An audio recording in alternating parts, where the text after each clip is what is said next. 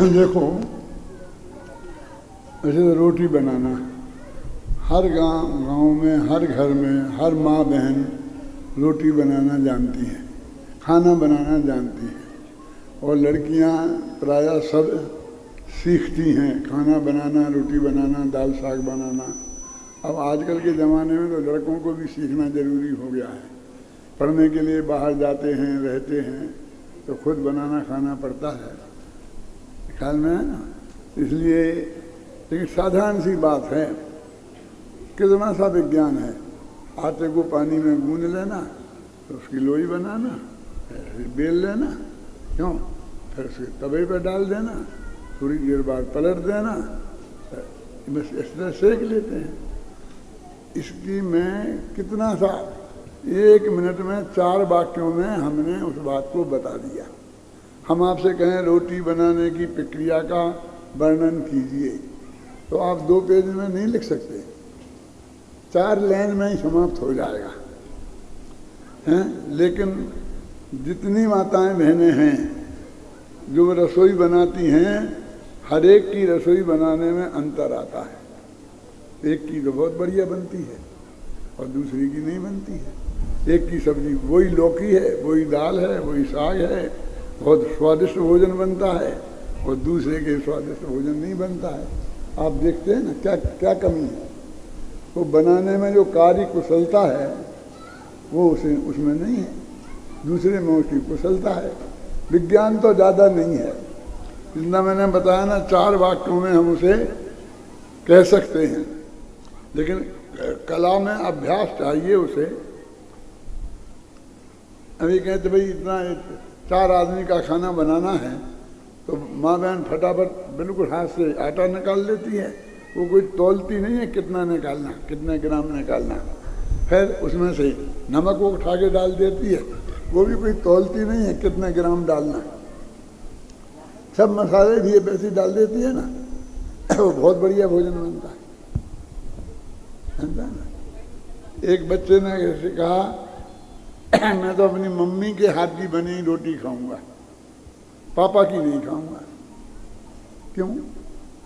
कि मम्मी बनाती है तो जम्बू द्वीप जैसा नक्शा बनता है, और पापा बनाते हैं तो हिंदुस्तान जैसा नक्शा बनेगा। हिंदुस्तान का नक्शा तो समझते हैं ना, है? तो काय का अंतर है? कार्य कुशलता का। क्यों? क्योंकि पापा महीने में सिर्फ 4 दिन बनाते हैं और मम्मी 26 दिन बनाती है ना। तो जो ज़्यादा बनाएगी, रिपीटिशन ज़्यादा होगा, उतनी ही कार्य कुशलता उसमें आती जाएगी। जैसे रोटी बनाने की बात हुई ना, ऐसे ही ज्ञान के हर एक क्षेत्र में की ये विशेषता है कि उसमें तत्संबंधी ज्ञान और तत्संबंधी कार्य कुशलता, व्यवस्थित वैज्ञानिक विधि, हर एक चीज को बनाने की एक व्यवस्थित वैज्ञानिक विधि है। पूज्य गुरुदेव श्री उदाहरण दिया करते थे कि अपन को हलवा बनाना है, हलवा तो 3 चीज़ें मिलाते हैं, चीनी, आटा, पानी, है? और डाल करके बना देते, हलवा बन जाता है। लेकिन वो कहते हैं कि जैसे पहले आटे को सेकना चाहिए घी में, फिर बाद में उसमें पानी डालना चाहिए, उसके बाद में चीनी डालना चाहिए, कितनी कितनी देर बाद में, वो सब एक व्यवस्थित वैज्ञानिक विधि है। यदि आपने उल्टा कर दिया, है? पहले पानी डाल दिया, आटा डाल दिया, तो वो कहते थे कि हलवा तो बहुत दूर, लूप सी भी नहीं बनेगी। लूपड़ी होते हैं, लगाते हैं ना अपन को, चोट लग जाती है तो सेकने के लिए बनाते हैं, तो लूपड़ी भी नहीं बनेगी। सामग्री तो वही की वही है, लेकिन तत्व संबंधी कार्य कुशलता और व्यवस्थित वैज्ञानिक विधि, ये 2 बातें कल अपन ने बताई थी। अब आप आज पेज नंबर 2 निकालिए।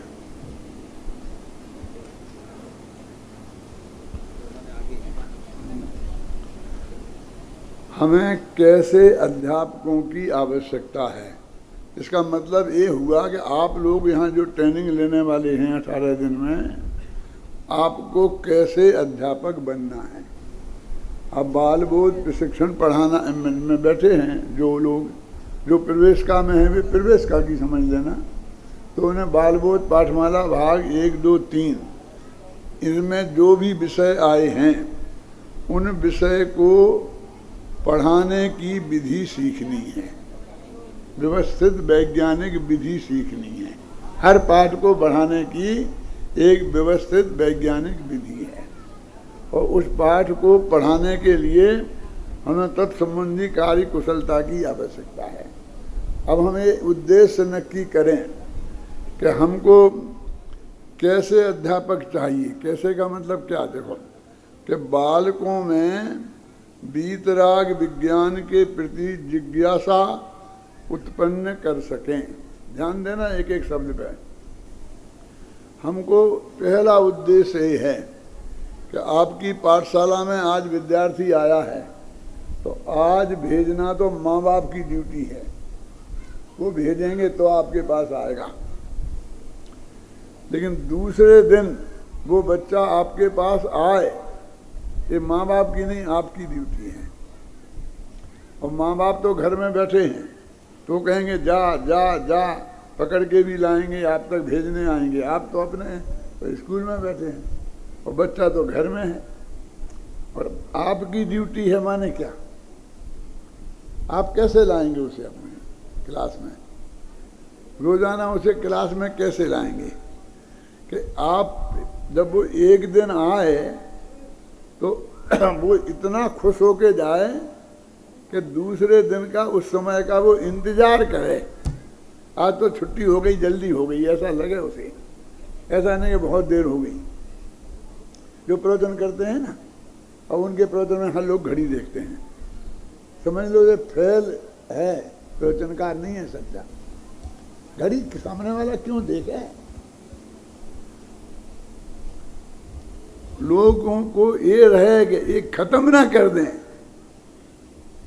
वो 1 घंटे का 1.25 घंटा बोले तो कोई नहीं टोके बाद में। माने इतना वो प्रिय हो, आकर्षक हो। और फिर दूसरे दिन कल भी आएंगे पढ़ाने अध्यापक जी के, कितने के 4 बजे, तो 3 बजे से मम्मी को परेशान करने लगे कि मेरी चाय बना दे, मुझे जाना है, मुझे जाना है। अब ये आकर्षण आपको 1 दिन में पैदा करना है, कितना कठिन काम है। लेकिन आप 18 दिन में ऐसे अध्यापक हो जाएंगे कि वो आकर्षण पैदा कर सकते हैं। आप पहले दिन इस परवाह मत करो कि हमको कुछ पढ़ाना है, कुछ सिखाना है। बस इतना ध्यान रखो कि कल ये बच्चे आए कैसे। आप जानते विश्व की सबसे ज़्यादा बिकने वाली और सबसे अधिक भाषाओं में छपी कौन सी किताब है? नाम सुना आपने? देश की 125 भाषाओं में छपी है और करोड़ों की संख्या में छपी है। ऐसी एक भारतीय किताब है, क्या नाम है उसका? पंचतंत्र। नाम सुना कभी? पंचतंत्र की कहानियां। पंचतंत्र की कहानियों की कहानी क्या है? पंचतंत्र की कहानियों की कहानी कि एक राजा था और उसके 500 बेटे थे और एक से एक अधिक नालायक, बदमाश, हैरान पकड़ने वाला, क्लास में अध्यापक को बोलने ही नहीं दे। अध्यापक बैठो, शांत रहो, चुप रहो, इसी में अध्यापक का समय निकल जाए, पढ़ाने का उसे मौका ही नहीं दें। ऐसी हालत थी उन लड़कों की। जो भी अध्यापक को मुझे रखते थे पढ़ाने के लिए, वो 2-4 दिन में मैदान छोड़ के भाग जाता था कि मेरे बस की नहीं है। तो राजा ने घोषणा की कि जो मेरे बच्चों को राजनीति सिखाएगा, राजनीति पढ़ाएगा, उसे मैं अपना आधा राज्य दे दूंगा और अपनी लड़की की शादी उसके साथ कर दूंगा। कितना बड़ा लोभ दिया देखो। बस मेरे बच्चों को पढ़ा दे। बहुतों ने कोशिश की लेकिन सब मैदान छोड़ के भाग जाते थे।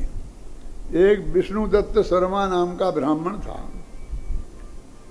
और उसने कहा कि कि मैं तुम्हारे बच्चों को पढ़ाऊंगा, राजनीति सिखाऊंगा। और उसे राजा ने नियुक्ति दे दी। जैसे राजा ब्राह्मण के लड़के की शादी, इसे शादी करनी पड़ेगी थी, वो पढ़ा देगा तो अपनी लड़की की, और आधा राज देना पड़ेगा। ब्राह्मणों को आज तक राज मिला नहीं है। लेकिन इतिहास की सबसे बड़ी एक कहानी है कि उस विष्णुदत्त शर्मा नाम के पंडित ने वो राजकुमार को पढ़ाने की वो ठेका ली, और राजकुमार ने कहा बेटा बैठो, आज हम तुमको एक बहुत बढ़िया कहानी सुनाएंगे। कहानी सुनाने के लिए रखा था क्या उसने?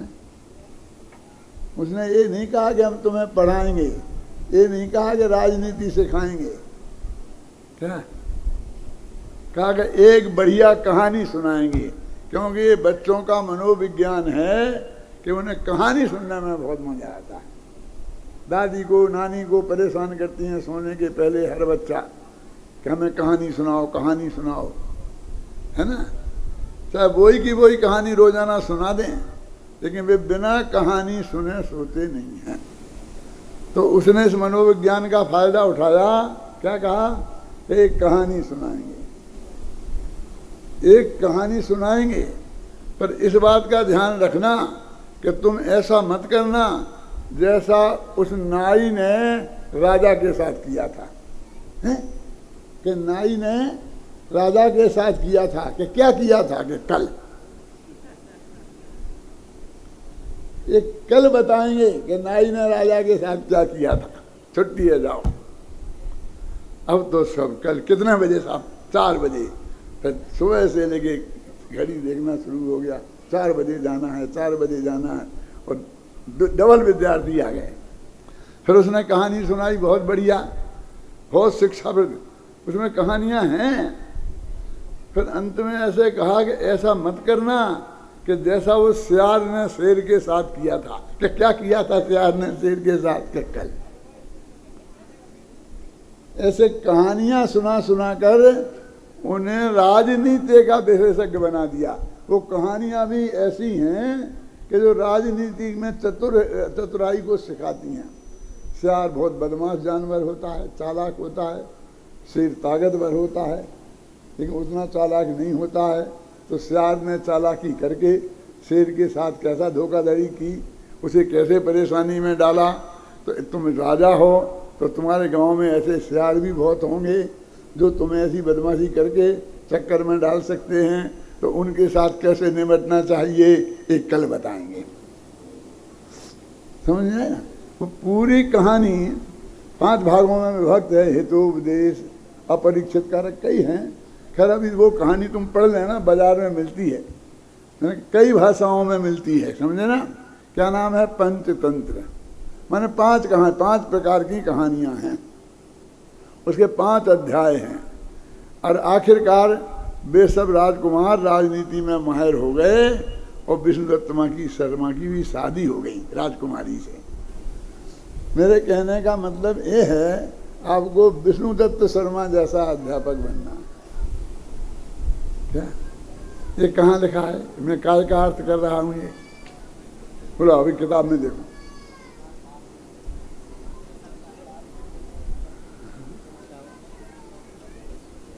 देखो, हमें ऐसे अध्यापकों की आवश्यकता है जो बालकों में वीतराग विज्ञान के प्रति जिज्ञासा उत्पन्न कर सकें। बस कि हम तुम्हें वीतराग विज्ञान बताएंगे, और इस तरीके से कहो इस बात को कि वो वीतराग विज्ञान जानने के लिए दूसरे के दिन वे दौड़े दौड़े चले आए। माने आपको पहले क्या काम करना है शुरू दिनों में? सिर्फ जिज्ञासा पैदा करना, कुछ नहीं सिखाना है। 5 पाप होते हैं, 4 कसाएं होती हैं, है ना, पूरा साल भर पड़ा है ना। छोटा सा बच्चा है, सिखा देंगे। देखो आज के स्कूलों में 2-2 वर्ष के बच्चों को ले जाते हैं, जब जाते हैं तो वहाँ छोड़ते हैं तो कितना रोते हैं, क्या होता है वो आप सब जानते हैं ना। और मैंने अभी मेरे घर में, अब मैं पोती तो क्या कहूँ, पोते की लड़की, क्या हुआ मैं रिश्ता भी नहीं जानता, पड़पोती है, 2 वर्ष 2.5 2 वर्ष की भी पूरी नहीं है, वो स्कूल के लिए समय हो गया, चलो दौड़ो दौड़ो स्कूल जाना। क्या क्या क्या पढ़ती है वहाँ, क्यों जाना है उसे स्कूल? क्यों? पहले स्कूल जाना होता तो ऐसा समझते थे जेल में जाना पड़ता, जेल में जा रहे हैं। हम जब पढ़ते थे ना ऐसे, तो हमारे स्कूल में अध्यापक लड़के नहीं आते थे, तो हमारे गुरुजी 4 लड़कों को हमको भेजते थे कि उस लड़के को पकड़ के ला। उस लड़के को 2 लड़के 2 पैर पकड़ते थे, 2 लड़के 2 हाथ पकड़ते थे, और 4 लड़के ऐसे पकड़ के स्कूल में लाते थे। ऐसे दिन थे। एक दिन की सही घटना है कि हम बाहर गए थे और कह रहे थे उनके माँ बाप से, लड़के को बाहर निकालो, मास्टर जी ने कहा पकड़ के लाओ, हम ले जाएंगे। वो लड़का कह रहा था अपने माँ से, मम्मी मैं स्कूल नहीं जाऊंगा, हर हाँक खाऊंगा, लेकिन स्कूल नहीं जाऊंगा। समझ में आई कि नहीं आई? नहीं आई। बुंदेलखंडियों की तो समझ में आ गई होगी। हर हाँक खाऊंगा माने हल को खेत में चलाऊंगा, हाँक हाँकना माने चलाना, हर हाँक खाऊंगा, उससे अपनी आजीविका कर लूंगा, माने खेती करूंगा, खुद खेत जोतूंगा, लेकिन स्कूल में पढ़ने नहीं जाऊंगा। मैं सोची भाई हर हाँक खाना इतना सरल है और पढ़ना इतना कठिन है। देखो, हाथ में एक पेन पेंसिल लेना और कागज या स्लेट पर ऐसे चलाना, इसका नाम है पढ़ना। समझ गए ना?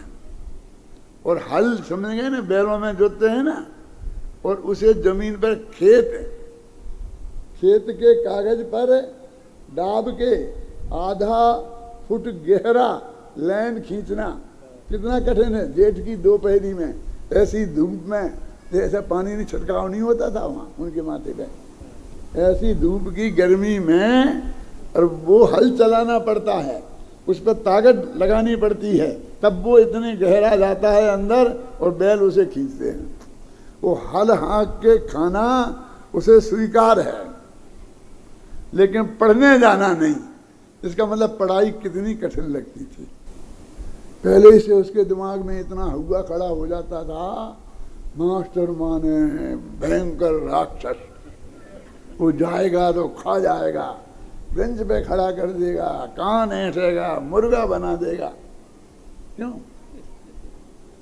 स्कूल में क्या होता था? मुर्गा बनाया जाता था। मैं सारे देश में कहता था, हम ऐसे गुरु के शिष्य हैं, जगत में गली गली में ऐसे गुरु बैठे हैं कि जो लड़कों को मुर्गा बनाते हैं, बैल बनाते हैं। समझिए ना? आदमी ना समझते हैं ना बनाते हैं।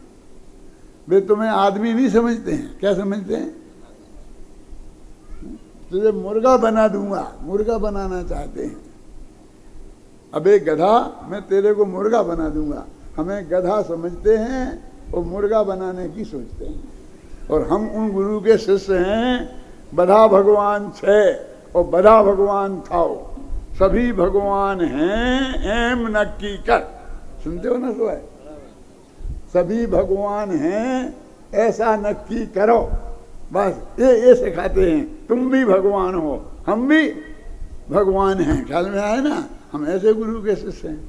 अब आप समझ लीजिए, वो जमाना गया पढ़ाई का।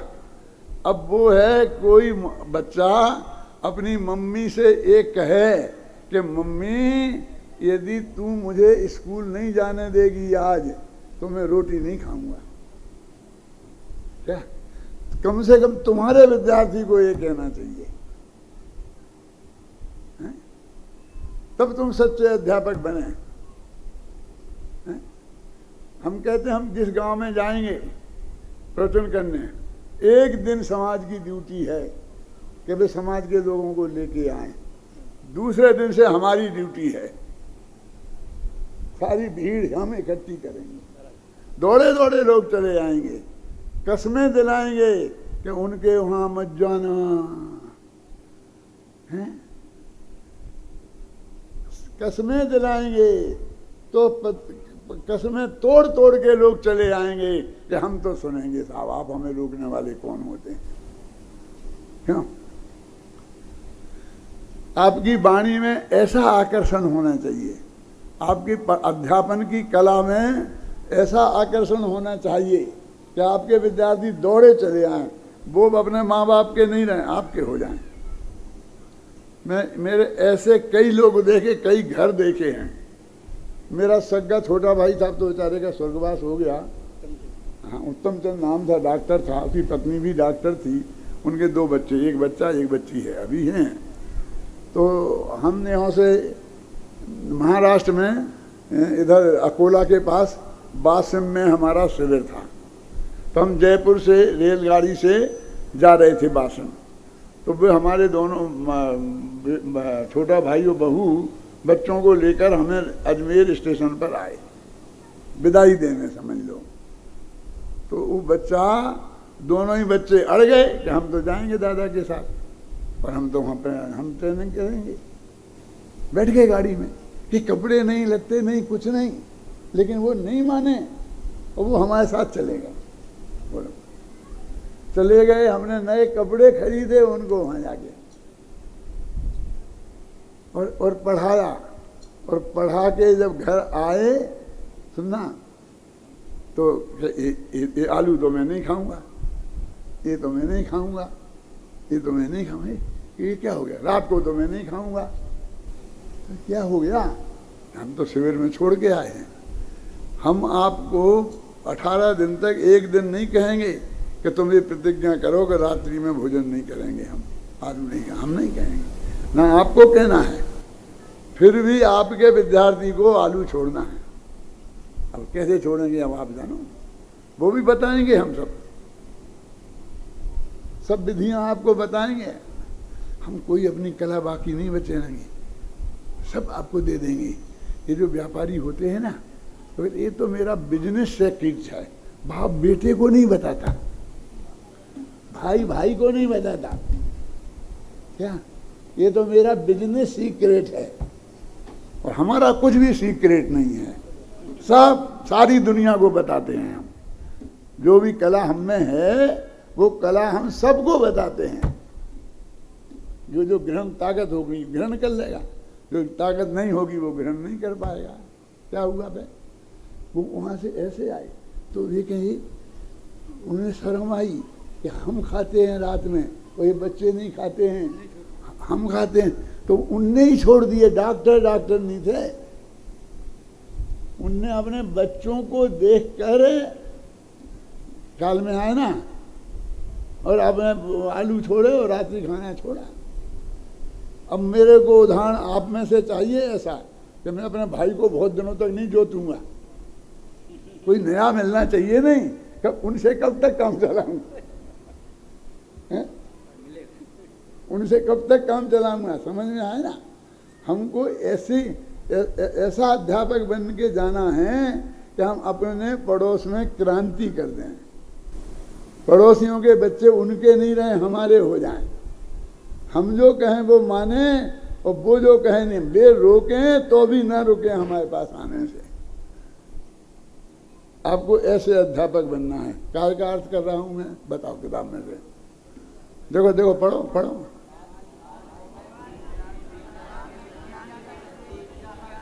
हाँ, देखो, हमें ऐसे अध्यापक चाहिए जो बालकों में वीतराग विज्ञान माने जैन धर्म के प्रति जिज्ञासा उत्पन्न कर सकें, कि उसे जानने की इच्छा, कि हमें जानना है, हमें ये जानना है। आपको ऐसा नहीं लगता है कि हमको जानना है वो कला जो डॉक्टर साहब सिखाने वाले हैं? लेकिन क्या करें, हमारे पिताजी कह रहे हैं कि जल्दी आ जाओ बेटा, अपने पड़ोसी के यहाँ शादी है, तुम उसमें नहीं आओगे तो उन्हें अच्छा नहीं लगेगा। कि हमें नहीं जाना, हम तो एक कला सीखोगे कि पड़ोसी की शादी में जाओगे? बोलो, कि तुम पड़ोसी की शादी की बात करते हो, हम तो सगे भाई की शादी हो तो भी नहीं जाएंगे। क्यों? ऐसी जिज्ञासा हम पैदा करें कि दुनिया की कोई ताकत हमें रोक नहीं पाए। जिसको वो हमारा शिष्य बना है और हमसे कुछ सीखना चाहता है, तो तो वो कोई दुनिया की ताकत उसे रोकना चाहे तो रोक ना सके। पहली बात हुई कि हमें विद्यार्थियों में वीतराग विज्ञान के प्रति जिज्ञासा उत्पन्न करना है। पहले ही दिन से ऐसा मत करना कि कल से इसे याद करके लाना। ये सबसे बड़ा बोझा है विद्यार्थी को। आप समझते हो कि अच्छा है घर से पाठ याद करके ले आएगा, हमें कुछ नहीं करना पड़ेगा। हम क्या कहते हैं कि घर से यदि याद नहीं हुआ तो वो आएगा ही नहीं, कि अब जाऊंगा मास्टर जी मुझे पूछेंगे, फिर बेंच पे खड़ा कर देंगे, सबके सामने अपमानित करेंगे, अब मैं आज जाता ही नहीं हूँ। समझ गए? ऐसा अध्यापक आपको नहीं मिला होगा कि विद्यार्थियों को घर से काम करने को लाने को नहीं देना। हमने नहीं निकाली है विधि। क्यों? कि उस पर सरकारी पढ़ाई का इतना बोझा है। वो बेचारा 2-2.5 वर्ष का बच्चा इतना मोट पुस्तक है, उस पर पीठ पे लाद लो तो गधे जैसा चलता है। क्यों? इतना तो उसके सरकारी स्कूल की पढ़ाई का बोझा, और तुम पाठशाला में आए और तुम भी दे दो कि तुम इतना याद करके लाना, तो बेचारा क्या करेगा? वो सरकारी स्कूल में जाना तो जरूरी है, क्योंकि उसका संबंध आजीविका से है। पाठशाला ही छोड़ेगा ना। तो घबराओ मत, यहाँ के लिए कोई बोझा नहीं है, दौड़ के चले आओ। हम तो जितना पढ़ाएंगे बेटा यहीं याद करा देंगे। एक कला सिखाई जाएगी आपको कि जितना आप पढ़ाएं उसको अपनी क्लास में ही याद करा दें, घर से लाने के नहीं। घर से लाने के लिए बोलें तो नाम मात्र का माने याद तो हो ही गया। अब कहना कि याद कर लाना, अब उसमें क्या दम है? 1-2 दफे पढ़ेगा और याद है। समझ में आया ना? तो इस ऐसे अध्यापक हमें तैयार करना है। दूसरी बात, उन्हें सामान्य तत्व ज्ञान करा सकें। क्या मतलब है इसका? जैन दर्शन में 7 तत्व होते हैं, 6 द्रव्य होते हैं, 4 कषाएं होती हैं, 5 पाप होते हैं, 4 कषाएं होती हैं। ये तत्व ज्ञान कहलाता है। तो ये सामान्य बातें धीरे धीरे समझ में आए। क्यों? कुछ लोग तो ऐसा, मैं तो अपने मेरा विद्यार्थी है ना, मेरा 5 वर्ष का बच्चा है ना शांति जी, अभी आप बताओ, वो तुमको त्रिकाली भगवान आत्मा बताएगा, पर से भिन्न, पर्याय से भिन्न, और एकदम अंदर चले जाओ समझ। भैया 8 साल की उम्र के पहले तो सम्यक दर्शन होता ही नहीं, तुम 5 साल वाले को करा देगा? वो तेरे को तो है ही ना। क्यों नहीं बनवाना हमें सम्यक दृष्टि आपसे? घबराना नहीं। सामान्य तत्व ज्ञान करा सके। मेरे गहरी गहरी बातें हम लोगों के लिए छोड़ दो, फिर हम क्या करेंगे? और इन बुड्ढों को सिखा दो, जवानों को सिखा दो। अरे 8 वर्ष के तो हो जाने दो इन बच्चों को, थोड़ा सामान्य तत्व ज्ञान तो हो जाने दो। क्यों? तुम किसी को मेडिकल कॉलेज में भर्ती कराओगे तो 10वीं पास तो कराओगे पहले, कि 5वीं क्लास में से करा दोगे भर्ती? आपकी ड्यूटी क्या है? सामान्य तत्व ज्ञान कराना। 5 पाप किसे कहते हैं, 4 कषाय किसे कहते हैं, ये आपको सिखाना काम है। और वे गहरी गहरी बातें वो स्वामी जी पे छोड़ दो। देखो अब कहते ये स्वामी जी का विरोधी है कि पक्ष का? ये पंडित है कौन? क्यों संयम कौन है? ये कहता है कि वे बातें मत सिखाओ जो कांजी स्वामी सिखाए, जो हम कह रहे वे सिखाओ। कह रहे ना, डंके की चोट कह रहे। अब अभी बेचारा नवोकार मंत्र तो आता नहीं है, और तुम त्रिकाली ध्रुव में लेके जा रहे हो उसे, हैं? तो दूसरा पॉइंट क्या है? सामान्य तत्व ज्ञान करा सके। पहली बात क्या है? वीतराग विज्ञान के प्रति।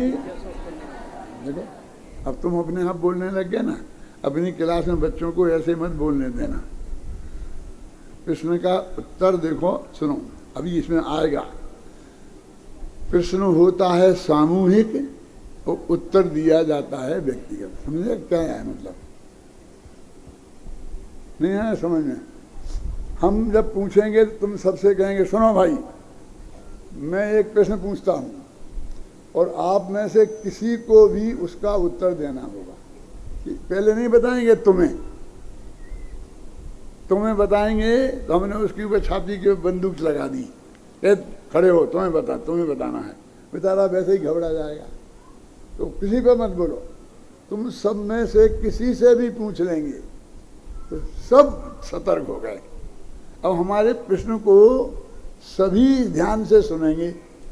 अब सबसे तो हम पूछ नहीं सकते, लेकिन हमारी बात वे ध्यान से सुने, इसका हमारे पास क्या उपाय है, समझे ना? ये है कि हम जो प्रश्न पूछेंगे वो सभी में से किसी से भी उसका उत्तर पूछ सकते हैं। पूछेंगे इसकी कोई गारंटी नहीं है, समझे? अब सब लोगों ने सतर्कता से सुना तो प्रश्न होता है सामूहिक।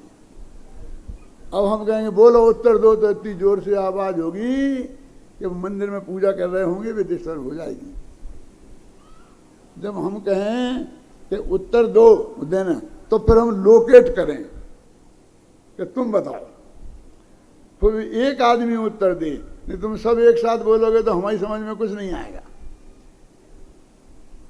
अभी आप सब एक साथ बोल रहे ना, ये सही नहीं है। इतना हल्ला क्लास में हो गया, हमारी क्लास में हल्ला नहीं होना चाहिए।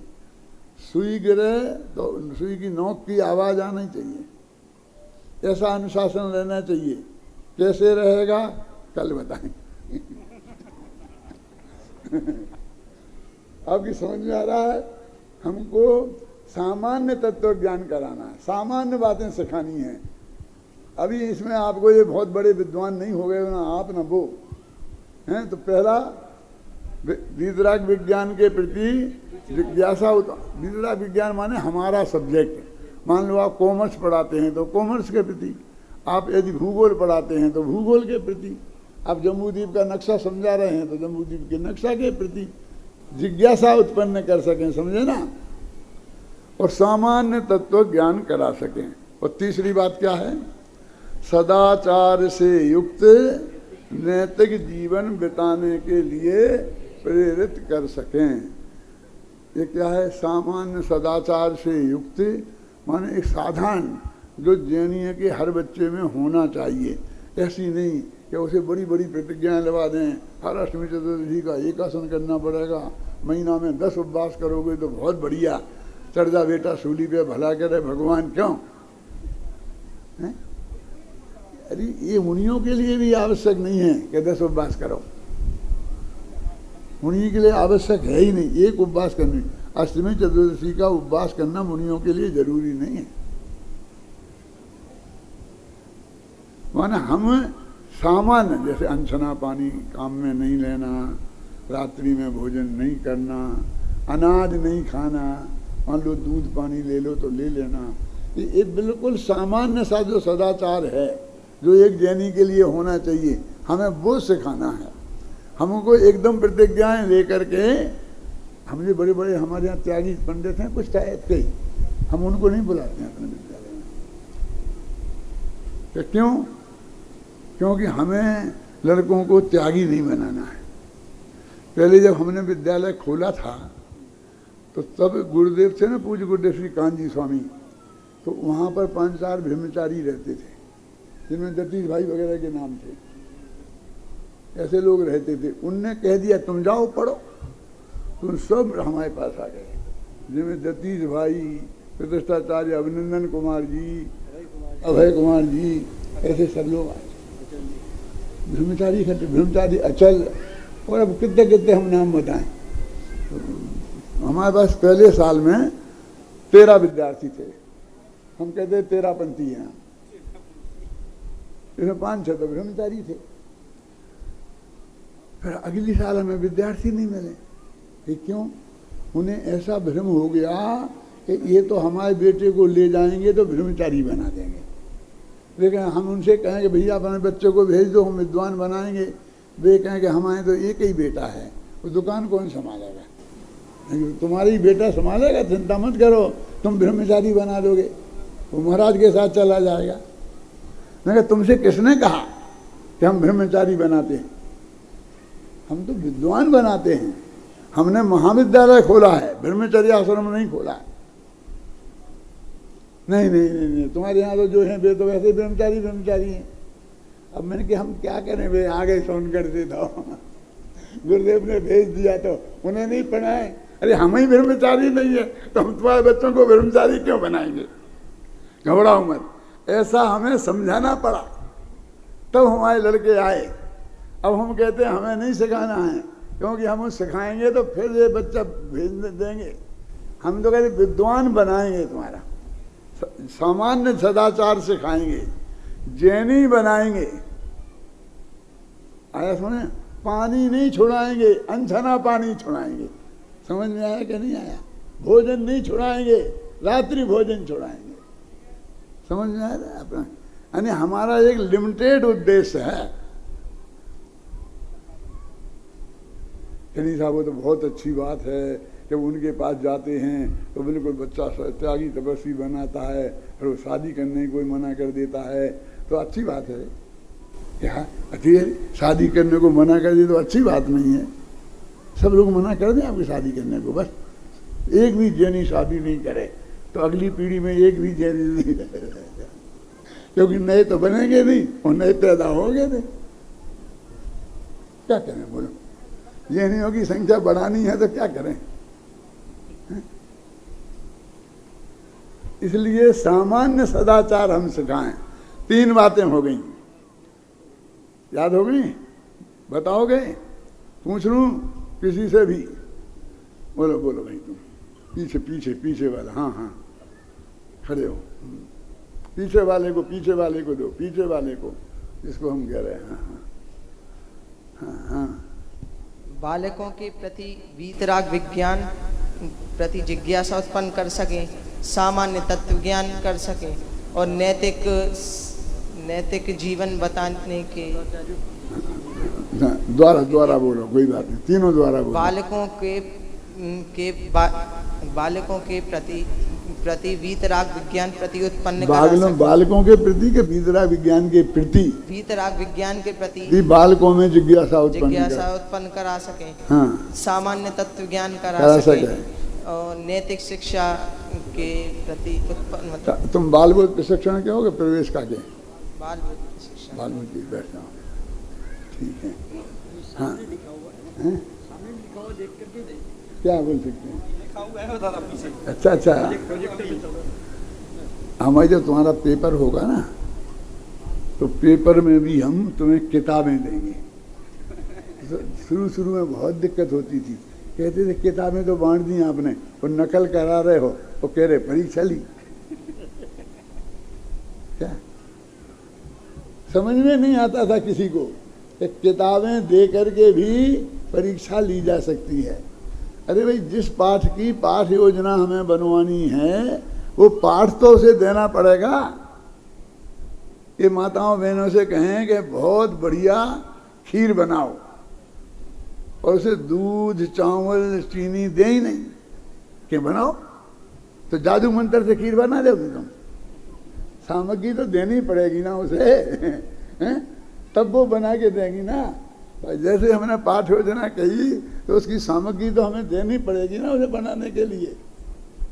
तो 5 बातें हो गई अपनी। कौन सी हो गई 5 बातें?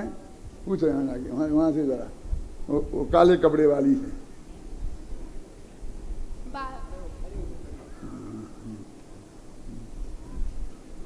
बालकों में वीतराग विज्ञान प्रति जिज्ञासा उत्पन्न कर सके, उन्हें सामान्य तत्व ज्ञान करा सके और सदाचार से युक्त नैतिक जीवन बिताने के लिए प्रेरित कर सके। तो 3 हुई बेटा, हम 5 पूछ रहे हैं। 2 कल की बातें। हाँ बताओ कल आगे पाठ तत्संबंधी कार्यकुशलता, हाँ, और वैज्ञानिक विधि। जो हमने आपको बोला था कि घर पे पाठ याद करने को देना, पहले यहाँ याद करा देना और फिर याद करने को देना। यहाँ याद कराओगे तो याद हो जाएगा, लेकिन जल्दी घर पे याद हो जाएगा तो घर पे उसे बोझा नहीं रहेगा। लेकिन घर पे नहीं दोगे तो वो भूल जाएगा, तो घर पर वो उसे 2-4 दफ़े फेरेगा तो उसे याद रहेगा, नहीं तो आगे पाठ पीछे से पाठ होते जाए। समझ गए ना उसकी उपयोगिता, कि याद भी करा देना और फिर याद करने को लाने को देना। पागलपन जैसा नहीं लगता है कि याद हो ही गया तो याद करके लाने की क्यों कह रहे हैं? अरे याद हो जाता है, लेकिन जब तक पक्का याद नहीं होता है तब तक याद नहीं रहता। तत्काल तो याद हो जाता है, फिर याद नहीं रहता है। अब 5 बातें होंगी, कल 2 की गायब हो गई थी, 2 पता नहीं चल रही थी कल की। अब हमको बराबर आपका रोजाना बढ़ता जाएगा, 2 दिन की, फिर 3 दिन की, फिर 4 दिन की। हम सब याद रखना है कि नहीं? परीक्षा तो दोगे तो सब याद रहोगे, तभी तो परीक्षा दे पाओगे ना, नहीं तो परीक्षा नहीं दे सकते ना। क्यों? देखो अब ये बाकी का पेज तुम घर पे पढ़ लेना, इसमें ऐसा कुछ नहीं है कि मैं तुम्हें पढ़ाऊं, समझे? पढ़ोगे समझ में आ जाएगा। कोई बात समझ में नहीं आए तो कल पूछना, लेकिन देखो पूछने का अवसर मैं दूंगा। जब मैं कहूं कि पूछो तो पूछना, ऐसे नहीं मैं यहाँ से अपने कमरे पे जाऊं और रास्ते में डॉक्टर साहब एक प्रश्न पूछना, एक प्रश्न पूछना, एक प्रश्न पूछना। ऐसा करते हो कि नहीं करते हो? मुझसे रोज ही ना परेशान करते हो। मैं कहता हूँ वहाँ क्लास में पूछना, क्लास में पूछना, क्लास में पूछना। पूछते हैं, यहाँ से वहाँ तक जाना मुश्किल है। तो तुम्हें तो ऐसा लगता है कि मैं तुमसे पूछता हूँ, लेकिन मैं तो तुमसे 1 घंटा पूछता हूँ और तुम मेरे से 23 घंटा पूछते हो। बोलो ज्यादा परेशान कौन करता है? देखो पढ़ो, निकालो पेज नंबर 11। शिक्षण त्रिमुखी प्रक्रिया है, उसके 3 मुख्य केंद्र बिंदु हैं, शिक्षक, छात्र और विषय। इन तीनों के में संबंध स्थापित करना ही शिक्षण है। इस संबंध में को स्थापित करने का पूरा दायित्व शिक्षक पर है। अतः शिक्षण की सफलता सुयोग्य शिक्षकों पर निर्भर है। देखो सिर्फ शिक्षण के लिए है ना, अपना क्या नाम है इसका? वीतराग विज्ञान शिक्षण प्रशिक्षण शिविर। तो शिक्षण का अर्थ चल रहा है, ये क्या कहता है? शिक्षण। शिक्षण माने क्या है? ये पढ़ाई, पढ़ाई शिक्षा देना। अपन जानते तो तुम हो ही ना, लेकिन इस भाषा में बांधे हम परिभाषा की कि शिक्षण क्या है। कि शिक्षण में 3 चीजें जरूरी हैं। कौन कौन? एक सिखाने वाला शिक्षक, एक सीखने वाले विद्यार्थी, और तीसरा वो चीज जो सिखानी है, शिक्षा। 3 चीजें हो गई ना। मैंने धर्म के 10 लक्षण किताब में लिखा है, दान में 3 आदमी चाहिए, एक लेने वाला, एक देने वाला, और कुछ माल भी चाहिए जो दिया जाए। वो आहार ही नहीं हो तो हम आहार दान देंगे, देने वाला गृहस्थ, लेने वाले मुनिराज, और फिर आहार। 3 चीजें चाहिए ना, उसके बिना दान की क्रिया नहीं हो सकती। ऐसे पढ़ाई, शिक्षा, शिक्षण, इनमें भी 3 चीजें चाहिए, पढ़ने वाले, पढ़ाने वाले और पढ़ाई। जो पढ़ाना है वो, अब पढ़ाना क्या है वो तो आपके 3 बाल बोध पाठमालाएं हैं, आपको वो पढ़ाने हैं 3 महीने में, 4 महीना में, जितने में भी पढ़ाने हैं, समझ लो, है ना। तो वो तो है माल। अब 2 लोग, वो तो अचेतन जैसा है। अब 2 हैं, एक विद्यार्थी और एक शिक्षक। तो विद्यार्थी तो साइलेंट पार्टनर है, उन्हें तो बेचारों को चुप रहना है, अध्यापक कहे तभी बोल सकते हैं वो। तो पूरी जिम्मेवारी अध्यापक की है कि वो ये संबंध स्थापित करे, माने उस विषय को विद्यार्थियों के गले उतारे। ये जिम्मेवारी किसकी है? अध्यापक की है। कर्तव्य भी उसका है और जिम्मेवारी भी उसका है, अधिकार भी उसका है और कर्तव्य भी उसका है। फिर जो चीज उसे बतानी है वो विद्यार्थियों के गले बताए। देखो अब पढ़ता हूं फिर। शिक्षण त्रिमुखी प्रक्रिया है, उसके 3 केंद्र बिंदु होते हैं, शिक्षक, छात्र और विषय, इन तीनों में संबंध स्थापित करना ही शिक्षण है। इस संबंध को स्थापित करने का पूरा पूरा दायित्व शिक्षक पर है। अतः शिक्षण की सफलता सुयोग्य शिक्षकों पर निर्भर है। योग्य अध्यापक नहीं होंगे तो हम सफल नहीं हो सकते एक शिक्षण प्रक्रिया में। कल जब ये अपना वो सूचनाएं बताई जा रही थी ना, टोडरमल स्मारक ने क्या किया, तो ये तो सब ऊपर ऊपर की बातें बताते हैं। इसमें आटा तो हमने पीसा है एक एक चीज का, कि कैसे कि जब हमने सबसे पहले पाठमालाएं लिखी, अब पाठमालाएं तैयार हो गई तो फिर कहा कि इन्हें पढ़ाएं, तो कहाँ पढ़ाएं? तो विद्यार्थी से पढ़ाने को विद्यार्थी चाहिए, है ना, कहाँ मिलेंगे? तो कभी स्कूलों में पाठशालाएं खोलें नहीं और स्कूलों में जाके पढ़ाएं। हमने बहुत कोशिश करी, तो सबसे पहले पहली बरस में 2 गांव में हम खोल पाए पाठशालाएं, एक विदिशा और एक जयपुर। विदिशा में हमारे भाई साहब रहते थे तो उनने वहाँ प्रयत्न किया, और विजयपुर में हम रहते थे तो हमने प्रयत्न किया। वैसे 9 पाठशालाएं खोली जयपुर और विदिशा में, और मिलाकर हमने 572 विद्यार्थी पढ़ाए पहली साल में। और फिर उनकी परीक्षा ली, तो परीक्षा बोर्ड खोला, फिर जांची, फिर सर्टिफिकेट बनाए, फिर उन्हें दिए। पहले साल 572 विद्यार्थियों को पढ़ाया। इससे शुरू किया हमने ये काम। कहाँ से? किसी पछौनी कैसे भई, जब कहूँ ना मिली तब घर से भई। समझ में आएगा नहीं? बुंदेलखंडियों की समझ में नहीं आई? बुंदेलखंड के कौन कौन है? हाथ उठाओ जरा। सारा बुंदेलखंड बैठा है, इनकी समझ में नहीं आई। बैठो बैठो चलो। कृषि माने गेहूं, ये तो ठीक है ना। अब क्या करें, ये जमाना आ गया कि मेरा पोता था, तो जब मैं 64 वर्ष का था तब की घटना है जी। अभी मैं 83 वर्ष का हूँ। कितने वर्ष पुरानी है शांति जी? 19 वर्ष पुरानी सच्ची घटना है। तो वो मेरा पोता आया मेरे पास कि दादा आपकी उम्र कितनी है? मैंने कहा 64 वर्ष है। दौड़ के अपने पापा के पास गया, पापा 64 क्या होता है? उनने समझाया 64। मैंने कहा माथा ठोक लिया। मेरे घर में बच्चों को 64 अंग्रेजी में समझाना पड़ता है। क्यों? अब ये हालत तो कितने वर्ष पहले, 19 वर्ष पहले हो गई थी। अब तुम्हारी तो क्या होगी तुम जानो। मतलब अब हमारे घर में हिंदी ये हम नहीं जानते हैं, वो इनको भी अंग्रेजी में बताना पड़ता। तो बेचारे ये क्या जाने पिसी क्या होती है, पिछोनी क्या होती है, भई क्या होती है। पिसी माने गेहूं, पिछोनी माने खेत में बोने के लिए लेट हो गए, इसको बोलते हैं पिछोनी। ठीक है, बुंदेलखंड की भाषा में क्या पीछे रह गए माने पिछोनी कैसे भई, माने बोने में देरी कैसे हो गई।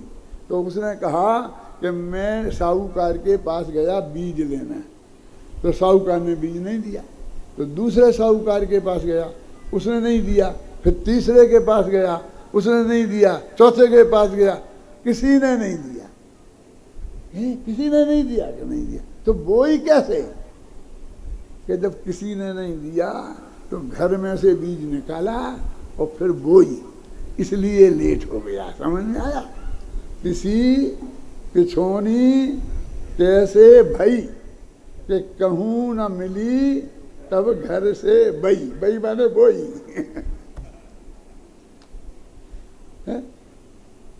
कि मूर्ख जब तेरे घर में रखी थी तो सबसे पहले बोना थी।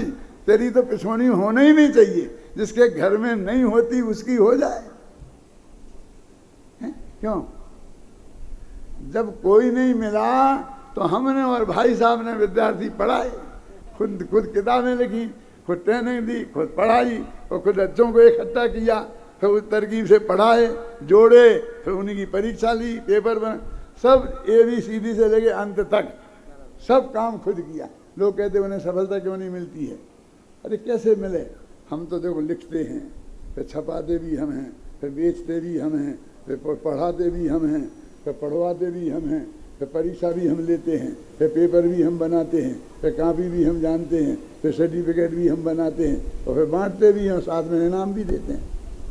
जब पूरी प्रक्रिया पार करते हैं तब जाकर के वे 5 मालाएं पहुँचती हैं समाज तक। ऐसे ऐसे करके हमने 25 लाख 5 मालाएं बेची हैं। क्या तुम हमको साधारण व्यापारी समझते हो? है? है?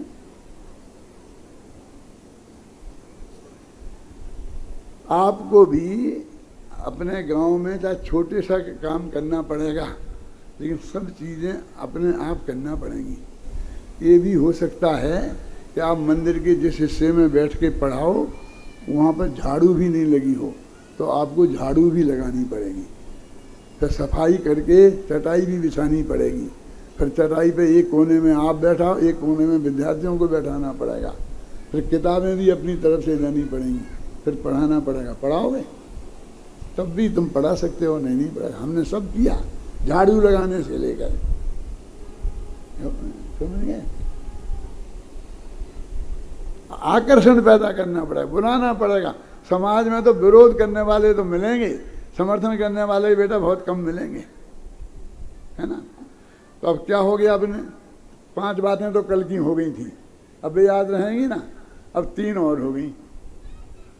शिक्षण त्रिमुखी प्रक्रिया है, उसमें 3 अंग होते हैं, एक शिक्षक, एक शिक्षा और एक छात्र।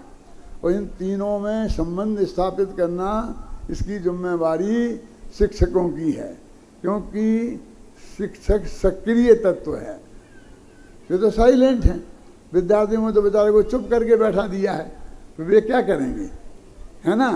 तो अध्यापक की ये जिम्मेवारी है, जो कुछ भी अच्छा बुरा होता है वो सारी जिम्मेवारी उसकी है।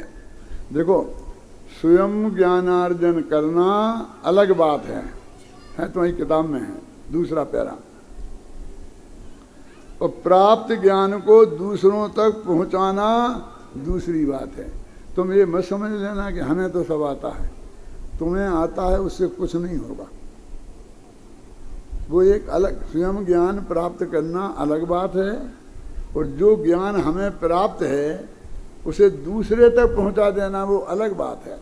स्वयं ज्ञान प्राप्त करना वो ज्ञान, वो क्या है, विज्ञान है, और उसको दूसरों तक पहुंचा देना वो कला है। समझ में आए ना? अब ये आपको वो कलाकार बनाया जा रहा है कि आप जो जानते हैं, जो आप जानते हैं उसकी तो परीक्षा लेके आपसे 60% पे पास किया है, तब लिया है। फिर बाकी सुबह के पीरियड में आपको पढ़ाएंगे और आपका ज्ञान निर्मल हो जाएगा। अब उस ज्ञान को दूसरों तक पहुंचा देना, उसकी कला क्या है, उसका नाम ये शिक्षण है। नितांत अनभिज्ञ छात्रों को वांछित विषय हृदयंगम करा देना सहज कार्य नहीं है। ये जो हम पढ़ाना चाहते हैं वो बात विद्यार्थियों तक पहुंचा देना सरल काम मत समझना। इसे ये तो पढ़ाना छोटे बच्चों का काम है, इसमें हमारा क्या काम है? सरल, ऐसा सरल काम नहीं है।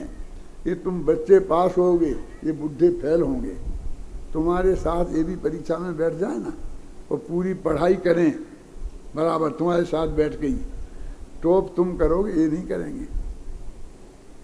इसी के डर के मारे ये बैठते नहीं हैं। क्योंकि क्या की शर्म आती है? जब आप नहीं जानते हो तो आप भी बैठ सकते हो। हमारे यहाँ तो ये है कि भाई 12 बरस से कम का नहीं होना चाहिए, क्यों? और कौन सी क्लास से? 9वीं 8वीं क्लास से कम नहीं होना चाहिए। उसके ऊपर 12 से 92 तक के सब आ सकते हैं। हमने तो कोई प्रतिबंध लगाया नहीं, पहले आते थे। आपको ये जानकर आश्चर्य हुआ कि 2 आदमी तो जिनने मुझे पढ़ाया था विद्यालयों में, वो भी मेरी इस ट्रेनिंग में आए। क्या मुझे पढ़ाया था और फिर वे आए और उन्हें पास करना मुझे भारी पड़ा। गुरु जी को फेल तो कर नहीं सकता था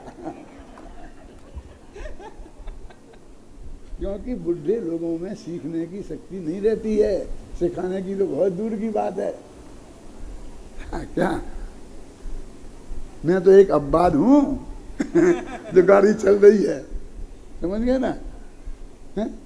कम से कम 50-60 वर्ष की उम्र तक तो सब आप लोग सीख सकते हो। मैंने तो सबको पढ़ाया।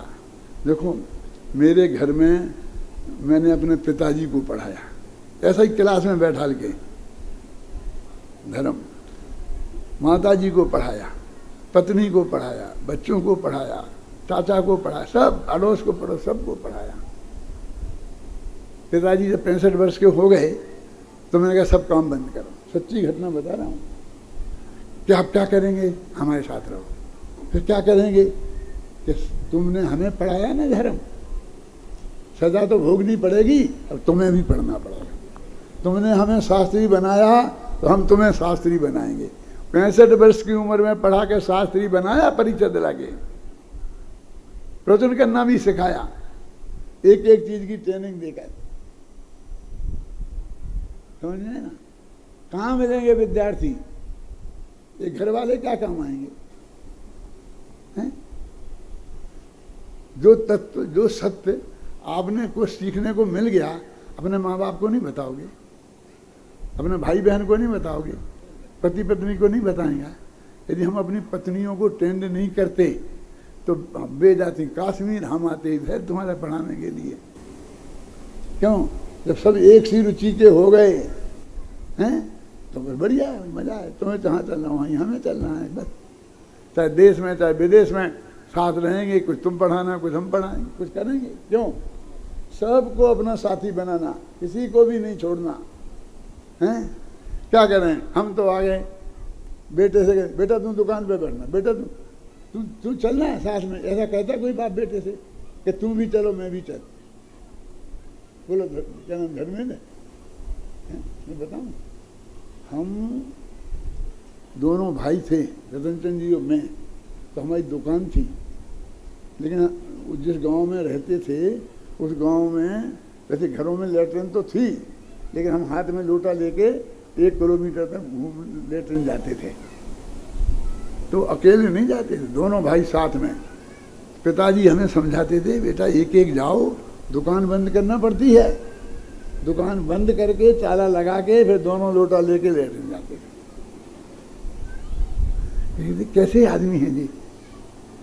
यानी जिंदगी का मजा है, साधन भी साथ में है। चर्चा तो चर्चा हो रही है क्या? हम कहते चलो ना दादा कि मुझे तो जाना नहीं है, तुम चले जाओगे? नहीं, चलो जाओगे तो आ जाएगी।